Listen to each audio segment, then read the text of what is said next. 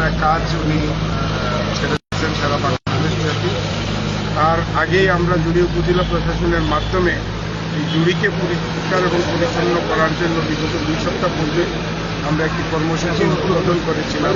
তার ধারাবাহিকতা এবং প্রধানমন্ত্রী জনাব তারেক রহমান সাহেবের নির্দেশনা আমরা এই জুড়ির যত জলাবদ্ধতা, যে সকল খাল ভরাট করে জলাবদ্ধতার সৃষ্টি করা হয়েছে, এই খালগুলোকে পরিষ্কার পরিচ্ছন্ন করার জন্য, খনন করার জন্য আমরা আজকে থেকে উপজেলা প্রশাসনের মাধ্যমে আমরা আজকে পরিকল্পনা গ্রহণের মাধ্যমে এবং উদ্বোধনের মাধ্যমে আমার কর্মসূচি শুরু করেছি। আমরা আশা করি 10 থেকে 15 দিন এই কার্যক্রম যদি কন্টিনিউ করি, তাহলে এই জুড়ির যত খাল, ছোটো ছোটো ক্যানেলগুলা মানুষ মাটি দিয়ে ভরাট করে পানি নিষ্কাশনের ব্যবস্থাকে বন্ধ করে রেখেছে, এটা থেকে আমরা ইনশাআল্লাহ উদ্ধার হতে পারব।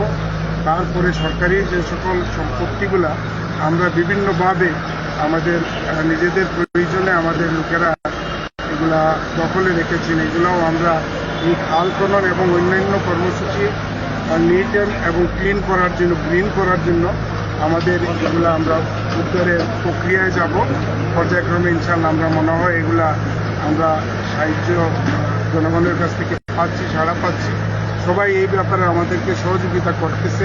হয়তোবা উপস্থিত মানুষের একটু অসুবিধা হবে, কিন্তু বৃহত্তর স্বার্থে, দেশের স্বার্থে, জনগণের স্বার্থে সবাই যদি এইভাবে সহযোগিতার হাত বাড়িয়ে দেন, আমরা শতভাগ এই কর্মকাণ্ডে আমরা সাকসেসফুল হতে পারবো বলে আমরা বিশ্বাস করি।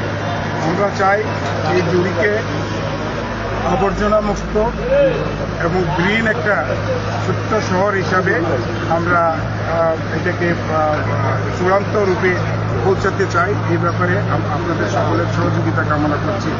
বিশেষ করে আমরা একটা জিনিস এখানে বলতে চাই যে গণপ্রজাতন্ত্রী বাংলাদেশ সরকারের মাননীয় প্রধানমন্ত্রী জনাব তারেক রহমান সাহেব আমাদের বিএনপি দলীয় যে সকল সংসদ সদস্য আছেন, ওনাদেরকে নিয়ে উনি আলাদাভাবে একটা বৈঠকে একদম পরিষ্কার ভাষায় আমাদেরকে নির্দেশনা দিয়েছেন যে ডেঙ্গু প্রতিরোধের জন্য এবং পরিষ্কার পরিচ্ছন্নতার জন্য আমরা যেন যার যার এলাকায় আমরা সৌদ্যোগী হয়ে প্রশাসনের মাধ্যমে এলাকার জনগণকে নিয়ে, জনপ্রতিনিধিদেরকে নিয়ে আমরা যেন কাজটা সুন্দরভাবে গুছিয়ে করতে পারি, এটার জন্য আমরা নির্দেশনা পেয়ে আমরা এই কাজ করে যাচ্ছি। আপনারা সকলে আমাদেরকে সহযোগিতা করবেন।